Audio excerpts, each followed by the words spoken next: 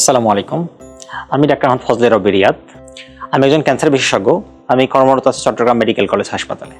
Cancer চিকিৎসার একটি অন্যতম গুরুত্বপূর্ণ টুল বা অস্ত্র হচ্ছে কেমোথেরাপি, এবং এই কেমোথেরাপির পরে দেখা যায় যে রোগীদের নানাবিধ জটিলতা দেখা যায়। এক্ষেত্রে কোনো কিছু করণীয় আছে কিনা, আজকে সেই বিষয়ে একটু কথা বলতে যাচ্ছি। ক্যান্সার রোগীদের কেমোথেরাপির পরবর্তীতে সবচেয়ে বড় জিনিসটা প্রয়োজন সেটি হচ্ছে ইনফেকশন কন্ট্রোল করা। ইনফেকশন কন্ট্রোলের কিছু গুরুত্বপূর্ণ উপাদান রয়েছে। সেক্ষেত্রে অন্যতম গুরুত্বপূর্ণ আরেকটি উপাদান হচ্ছে ভিজিটর কন্ট্রোল করা। দেখা যায় যে আমাদের সমাজের ক্ষেত্রে কারো যদি ক্যান্সার হয়, সেক্ষেত্রে তার থেরাপির পরে লোকজন দেখতে আসে, প্রচুর ভিজিটর আসে।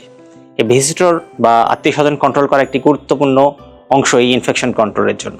এর পরবর্তীতে হচ্ছে পরিষ্কার পরিচ্ছন্ন থাকা, যাতে কোনো রকম ইনফেকশন না হয়, কোনো রকম রোগ জীবাণু শরীরে দানা বাঁধতে না পারে।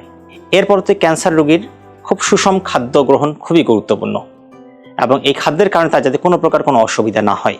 এই জন্য কী কী করণীয়? 1 নম্বর হচ্ছে পুষ্টিযুক্ত খাবার খাওয়া, কোনো কাঁচা জিনিস গ্রহণ না করা, তেলে ভাজা জিনিস বা অতিরিক্ত ঝাল জিনিস গ্রহণ না করা, এবং কোনো পচাবাসি খাওয়া গ্রহণ না করা। ঘরে রান্না করা, ভালো করে সিদ্ধ করা খাওয়া গ্রহণ করা। ফলমূল গ্রহণের ক্ষেত্রে সতর্ক থাকা প্রয়োজন, এবং টক জাতীয় ফলমূল যেমন আঙ্গুর, কমলা এগুলো গ্রহণ থেকে বিরত থাকা প্রয়োজন। ক্যান্সার রোগীদের ক্ষেত্রে খুব গুরুত্বপূর্ণ হচ্ছে ধূমপান বর্জন করা। যারা চেইন স্মোকার থাকেন তারা অনেক সময় কন্ট্রোল করতে পারেন না, কিন্তু এই ধূমপানের কারণে দেখা যায় যে তার অক্সিজেন লেভেল কম থাকে, এবং যার কারণে কেমোথেরাপি বা রেডিওথেরাপি ঠিকমতো কাজ করতে পারে না। ক্যান্সার রোগীদের পর্যাপ্ত পরিমাণ বিশ্রাম গ্রহণ প্রয়োজন। সেক্ষেত্রে অতিরিক্ত কায়িক শ্রমের কোনো কাজ না করা, পর্যাপ্ত ঘুমানো এবং বিশ্রাম গ্রহণ করা খুবই জরুরি। ক্যান্সার রোগীদের ওষুধ গ্রহণেও সতর্ক থাকা প্রয়োজন, কারণ কেমোথেরাপির সাথে কিছু কিছু ওষুধের পারস্পরিক রিয়াকশনের কারণে রোগীর ক্ষতি হতে পারে। অর্থাৎ যে কোনো ওষুধ গ্রহণের আগে ক্যান্সার রোগীদের প্রয়োজন তার সংশ্লিষ্ট ক্যান্সার বিশেষজ্ঞের সাথে পরামর্শ করা।